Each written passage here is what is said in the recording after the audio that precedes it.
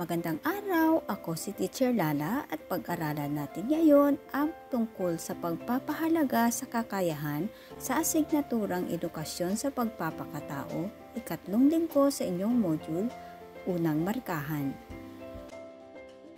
Natutuhan mo sa nakaraang aralin na ang bawat bata ay nagtataglay ng iba't ibang kakayahan.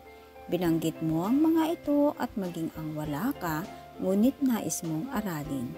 Kaya mong mas pahusayin pa ang mga ito.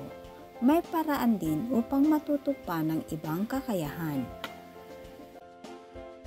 Sa pagtatapos ng araling ito, inaasahang na pahahalagahan mo ang saya o tuwang dulot ng pagbabahagi ng anumang kakayahan o talento. Tukuhin ang uri ng kakayahan na ipinakikita sa bawat larawan. Piliin ang angkop na salita mula sa pagpipilian sa kahon. Ano-anong emosyon ang ipinakikita? Tama bang maging ganito ang damdaming ipakita ng batang tulad mo sa pagsasakilos ng mga kakayahan? Hindi sapat na taglay mo lamang ang mga kakayahan. Nararapat mo itong linangin at pahalagahan. Maliban dito, mahalagang maipakita mo ang tamang emosyon o damdamin habang ipinamamalas o kinikilos mo ang iyong angking kakayahan. May ilan na yumayabang o nagmamataas dahil sa pagkakaroon nito. Ang iba naman ay tinatamad, natatakot o nahihiyang ibahagi ang mga ito. May mga batang napipilitan lamang at nagagalit habang ginagamit ang mga talento. Huwag mo silang tularan, hindi tama ang mga gawain ito. Bilang bata, nararapat na ikatuwa mo ang mga ito.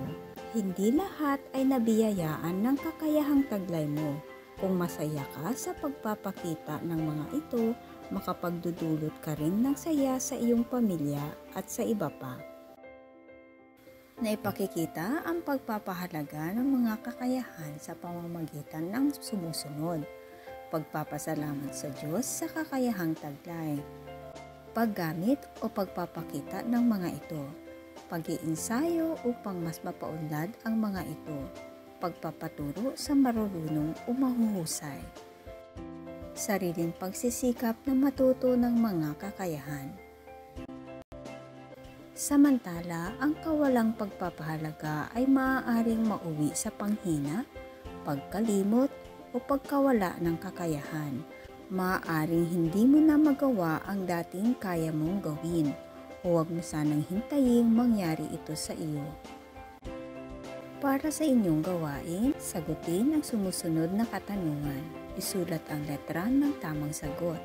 Gawin ito sa iyong kwaderno.